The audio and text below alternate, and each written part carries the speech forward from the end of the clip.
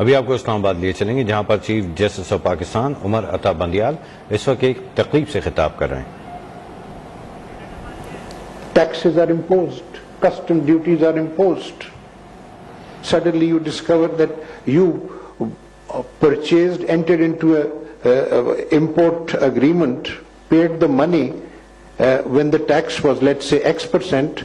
When it arrives, suddenly they were imposed a regulatory duty, it becomes X plus Y% and changes the whole scenario for the importer. So at the end of the day, it's not just corporate regulation which will promote business. We need to improve the government interaction and accountability to the businessman. That is fundamental. Why? Because you need certainty of circumstance, of environment, for a businessman to come and take a decision. When there is no certainty, people only take short-term decisions. Nobody plans a 30-year project. In Pakistan, the IPPs came and made investments because the government of Pakistan guaranteed a 30-year tariff. That's why they came on a long-term investment. So you need that certainty for the businessman in Pakistan. You need fair treatment under tax laws.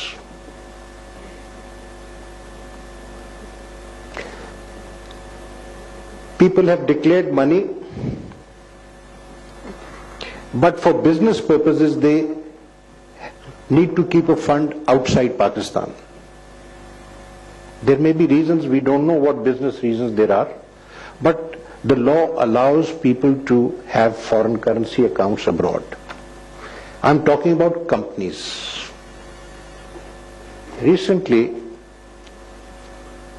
the taxed money, fully taxed money, lying in a foreign currency account abroad has been subjected to a further tax.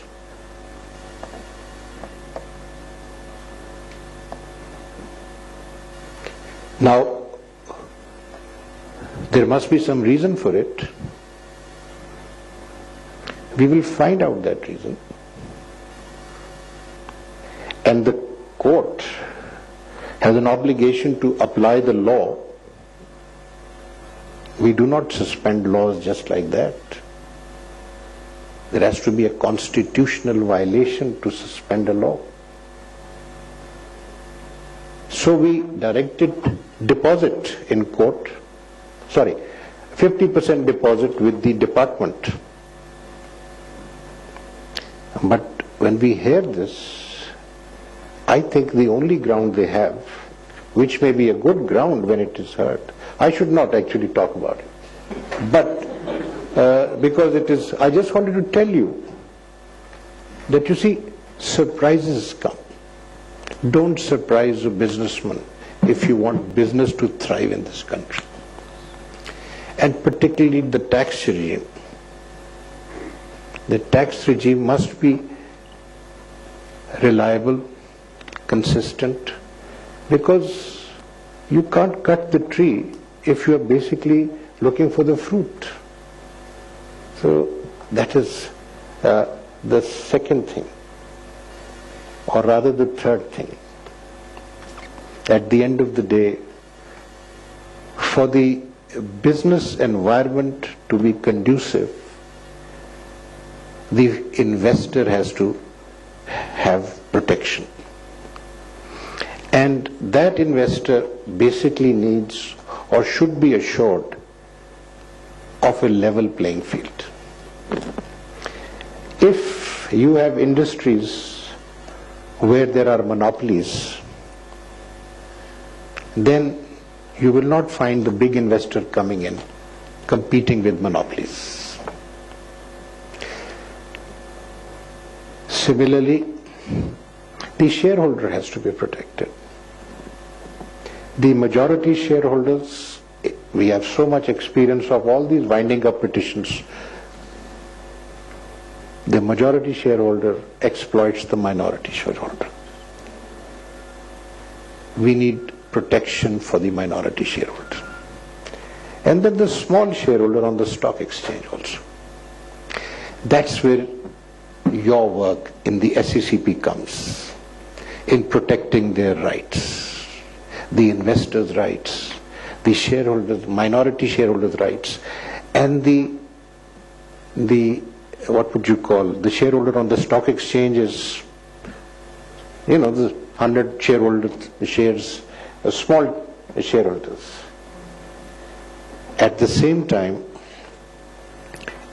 what I'm implying over here is that dishonesty committed by the management or the majority shareholders must be curtailed. And you know who the other beneficiary is? It's the revenue authorities. So you need to bring integrity in the system. Within the corporate system, this is what you have to do as SECP, as a regulator. And outside the corporate system, you have to influence policy. You have to tell the government, the state, through its different departments, how they may be disturbing the environment. Do you know, if you look back into history, our governments used to prepare 5-year economic programs. That was because it provided certainty.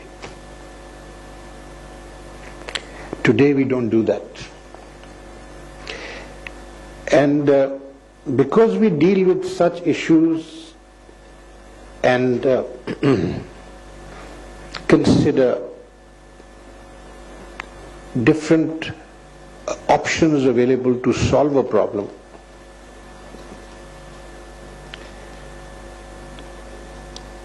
we think about what ought to be done to improve the situation, ameliorate the situation, and create a better environment.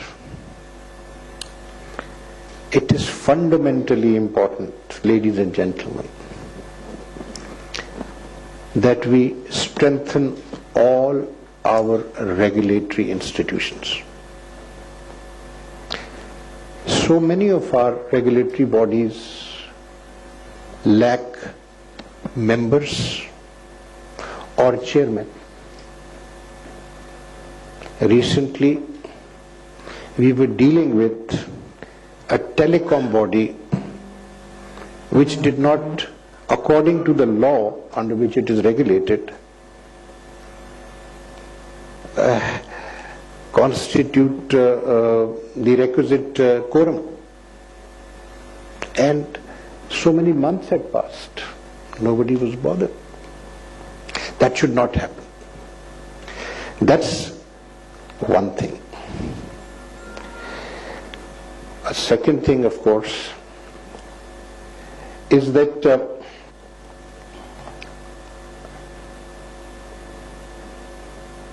let me move to the next point,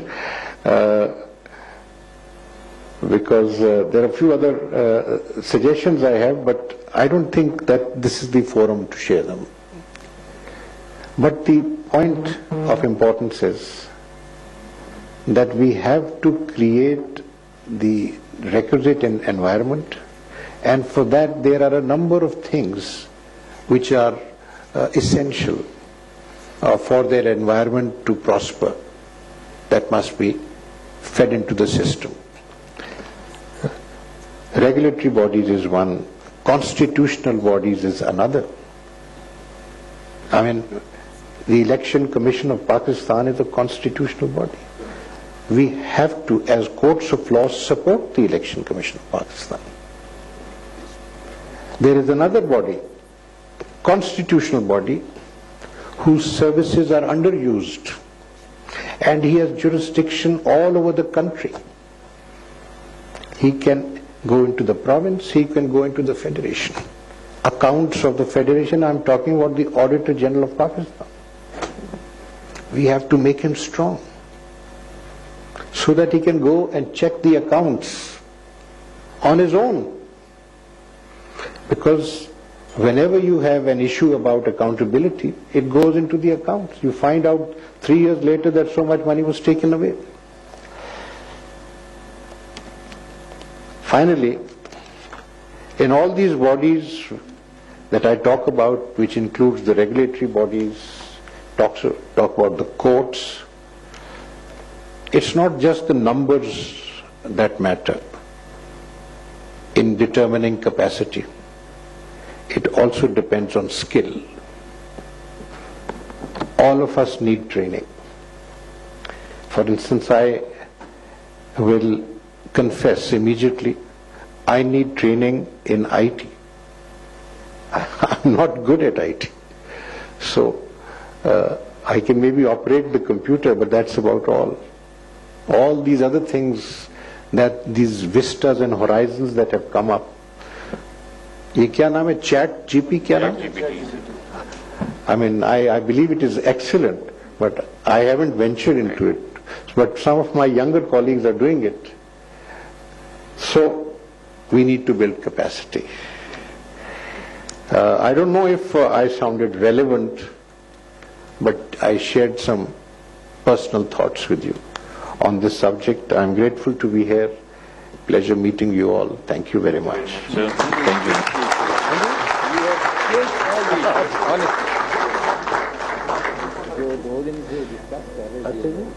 अभी I think मेरे ख्याल से मेरी तरफ से जैसे जलानी साहब ने आपका शुक्रिया किया, इनसे बेहतर शुक्रिया for you coming here. This has been unprecedented experience for us, for the regulator. मैं इन दी एंड जैसे जलानी साहब को कहूँगा कि हमारी तरफ से आपका शुक्रिया अदा करें, बिकॉज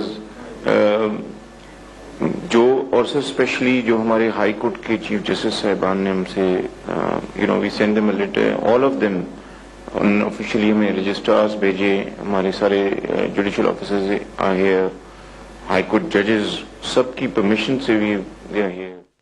चीफ जस्टिस एम्बेसी से ऑनलाइन लोगों ने आना था, but we don't have the time and people want to hear you more and want to talk about things in front of you. But obviously we have a positive of times. But thank you very much. मैं उन सारे delegate से जिनका मैं नाम नहीं ले सका, ना उनसे बात कर सके, they've come here specially. I think we'll have a chance. मैं जैसे आपको request chief justice of Pakistan Umar Ata Bandial Islamabad में तकरीब से खिताब कर रहे थे, जिसमें उनका कहना था कि सुप्रीम कोर्ट में आइन और कानून पर अमलदारी की बात होती है. हम कानून से मुताल्लिक और अवामी अहमियत के मामला देखते हैं, हम अपने इख्तियारात का बहुत मोहतात होकर इस्तेमाल करते हैं.